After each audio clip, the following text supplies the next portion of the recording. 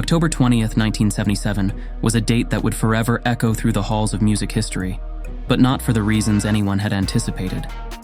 Lynyrd Skynyrd, the Southern rock stars, had just dropped their game-changing album, Street Survivors, 3 days prior. Their star was shining bright as they took center stage at the Greenville Memorial Auditorium in Greenville, North Carolina. In the spotlight, they shone like never before, with iconic hits such as Sweet Home Alabama and Freebird electrifying the audience. Lynyrd Skynyrd was soaring to new heights of fame, and a big American tour would follow. But behind the scenes, a chilling fate was closing in. Little did they know, this would be the last time the founding members of the band would perform together. Today on Terminal Defect, we will be uncovering the terrifying last minutes of Lynyrd Skynyrd.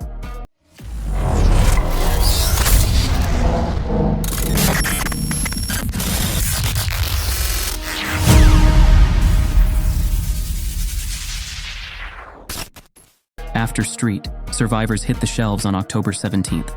Lynyrd Skynyrd started a big tour across America. Rather than relying on commercial flights or spending long hours on a tour bus, the band made the decision to rent a Convair 240 dual-prop airplane for their travel between concert venues. This choice allowed them to reach their destinations faster and easier, accommodating their busy touring schedule.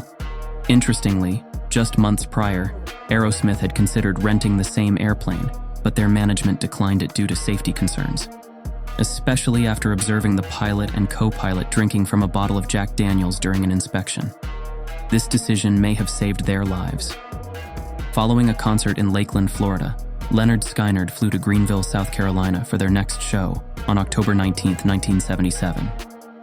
During the flight, a 10ft stream of sparks and flames shot from the plane's right engine. Some band members immediately raised concerns about the plane, even telling the lead singer, Ronnie Van Zant, that they would leave the tour unless they got a different aircraft. Cassie, the backup vocalist and sister of guitarist Steve Gaines, was so scared of the plane that she would rather travel in the band's cramped equipment truck instead. But Van Zant convinced her to board the plane. Switching planes meant canceling tour dates, something Van Zant strongly opposed. He believed the band couldn't just abandon their loyal Southern fans, they had to board that plane. Once again, little did they know the fate that awaited them. On October 20th, after an electrifying concert in Greenville, the band members and crew boarded the 30-year-old airplane that would fly them to Baton Rouge, Louisiana. At the time, Lynyrd Skynyrd boasted a lineup featuring vocalist Ronnie Van Zant, guitarist Steve Gaines, Alan Collins and Gary Rossington, drummer Artemis Pyle, bassist Leon Wilkeson, and keyboardist Billy Powell.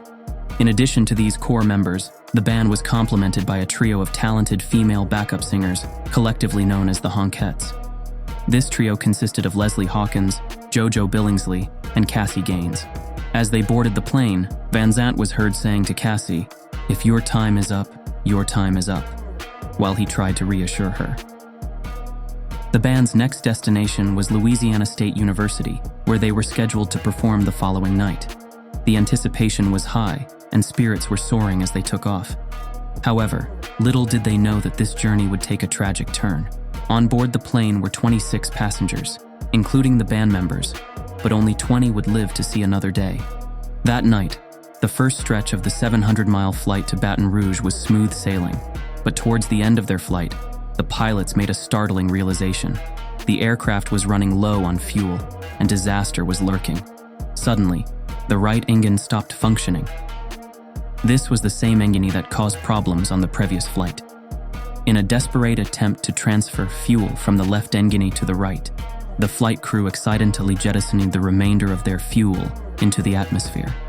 Panic set in as they realized they didn't have enough fuel to make it to their destination. Desperation took over, and the pilots tried to change their course. They were aiming for the nearest airport, Macomb Pike Airport, just a few miles outside Macomb, Mississippi. But they soon faced a harsh reality. They didn't even have enough fuel to make it there. To make things even worse, at 10,000 feet and no fuel remaining, the left propeller also stopped working. The plane began to plummet, and this left them with no option but to attempt an emergency landing in an open field if they wanted any chance of surviving. Meanwhile, the passengers on board were completely unaware of the serious situation unfolding around them. Ronnie Van Zant was curled up with a pillow, sound asleep in the aisle at the back of the plane. He had been out partying the night before and desperately needed some rest. Other passengers were playing poker, trying to pass the time. It all seemed like a typical flight until the drummer, Artemis Pyle, decided to visit the cockpit and check on the flight crew. The moment he entered the cabin, a visibly panicked pilot named Walter McCree urgently instructed him to return to his seat and buckle up. The severity of the situation became very clear, and a feeling of anxiety quickly spread throughout the entire plane. Most passengers sat in stunned silence, closing their eyes and clenching their fists, while others prayed, hoping for a miracle. Guitarist Gary Rossington vividly remembered a chilling noise that sounded like hundreds of baseball bats hitting the outside of the plane as it began striking trees. They went past the intended landing area and were left with no choice but to crash into a swampy wooded area. As they grazed the treetops for almost 1,000 feet, the noise got louder and louder until the plane came to a halt in a 3-foot-thick pine tree. The impact tore the plane completely apart. In the 10 to 12 seconds it took to go from 100 mph to a sudden stop, this force threw the passengers out of the plane and onto the forest ground. Rossington passed out during the crash, and when he regained consciousness several minutes later, he found himself on the ground with the plane's door on top of him. In his confused state, he looked at the scene and quickly realized that the plane was completely destroyed. The wings and tail had been torn off, and the cockpit, containing the deceased pilot, had separated completely. The plane had slid 500 feet after impact, leaving a trail of wreckage behind. In a strange twist of fate, the absence of fuel, which was the initial cause of the crash, turned out to be a blessing in disguise. It prevented the plane from bursting into flames upon impact, potentially saving many lives. However, despite the absence of fire, not all were lucky enough to survive. Long before that tragic flight, Ronnie Van Zant openly expressed a haunting belief that he wouldn't live to reach his 30th birthday. His father vividly remembered their conversations. He said to me many times, "Daddy, I'll never be 30 years old." I'd question him, "Why are you speaking this way? You won't make it to 30. And he'd always reply, "Daddy, that's my limit." His fellow band members were not immune to these unsettling predictions either. Drummer Artemis Pyle recalled a conversation they had in Tokyo, Japan. Ronnie told me that he would never live to see 30, and that he would go out with his boots on. In other words, on the road. I said, "Oh, Ronnie, don't talk like that." But the man knew his destiny. Even Ronnie's wife, Judy, had heard him speak of his looming fate so frequently that she couldn't dismiss it. She said, "When I heard that there had been a plane crash, I just knew Ronnie was one of the ones that didn't make it. He told me so many times that I realized that he really knew what he was talking about." And sadly, his premonition did indeed come true. 87 days before his 30th birthday, Ronnie Van Zant tragically lost his life in the devastating plane crash. He was violently thrown from his seat, hit his head against a compartment, and died immediately. However, the crash not only claimed the frontman, Ronnie Van Zant, but also guitarist Steve Gaines, who died on impact, backing vocalist Cassie Gaines, who was thrown from the plane and died shortly after, the band's road manager, Dean Kilpatrick, who was found dead in a swamp, and the plane's 2 pilots, Walter McCree and William Gray. While the majority of survivors were seated towards the rear of the plane, no one escaped without serious injuries. Keyboardist Billy Powell suffered severe injuries, including a nose that was nearly torn off and extensive facial and leg lacerations, nearly leading to fatal bleeding. Guitarist Gary Rossington broke both arms, both legs, both wrists, both ankles, and his pelvis. Drummer Artemis Pyle suffered multiple broken ribs in the crash. However, despite his injuries, Pyle somehow managed to navigate through the challenging terrain of a swampy creek and a dark field to reach a nearby farmhouse for help. It was getting dark, and there was a helicopter overhead searching for survivors. But since there was no fire, there was nothing to see. Pyle persevered, crossing a barbed wire fence, sustaining puncture wounds in the process. But as he approached the farmhouse, a man emerged with a rifle. The man yelled, "Halt!" But Pyle was in shock and stumbled forward. The farmer then shot him in the left shoulder, causing him to spin and fall. The impact spun him around and he collapsed, believing it might be his final moments. Gasping for breath, he managed to utter the words, "plane crash." The farmer quickly rushed to assist, apologizing for the misunderstanding.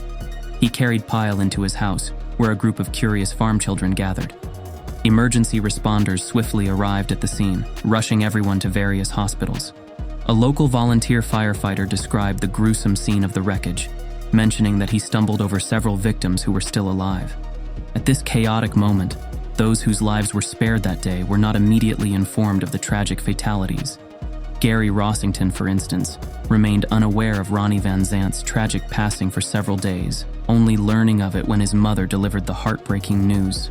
In the aftermath of the incident, the National Transportation Safety Board determined that the probable cause of this accident was fuel exhaustion and total loss of power from both engines due to crew inattention to fuel supply. Contributing to the fuel exhaustion were inadequate flight planning and an engine malfunction of undetermined nature in the right engine, which resulted in higher than normal fuel consumption. However, the NTSB clarified that the engine malfunction itself most likely wasn't a major mechanical failure. Although examination of the engine and its components did not identify the exact discrepancy, the safety board believes that the discrepancy was of a general nature, such as an ignition or induction problem, and was not a major mechanical failure. Ultimately, the crash was attributed to crew inattention to fuel supply, according to the NTSB's final determination. Sadly, the band's tragic history didn't end there. In 1986, a devastating car accident left founding member and guitarist Alan Collins paralyzed, while his girlfriend tragically died on impact. Collins died on January 23, 1990, from chronic pneumonia, a complication of the paralysis. The band's bassist at the time of the crash, Leon Wilkeson, was found dead in his hotel room on July 27, 2001. His passing was attributed to emphysema and chronic liver disease. Adding to the band's list of losses, in 2009, keyboardist Billy Powell passed away after a heart attack. The original Lynyrd Skynyrd reached its conclusion when Gary Rossington, the last remaining original member, sadly passed away on March 5, 2023. The cause of his death was not disclosed. However, he had a history of heart disease. With over 60 albums produced, which have sold over 30 million copies worldwide, Rock and Roll Hall of Famers Lynyrd Skynyrd remain music icons that appeal to all generations. Here we come to the end of our video. Please like, share, subscribe, and hit on the notification bell so you never miss any of our videos. Thanks for watching.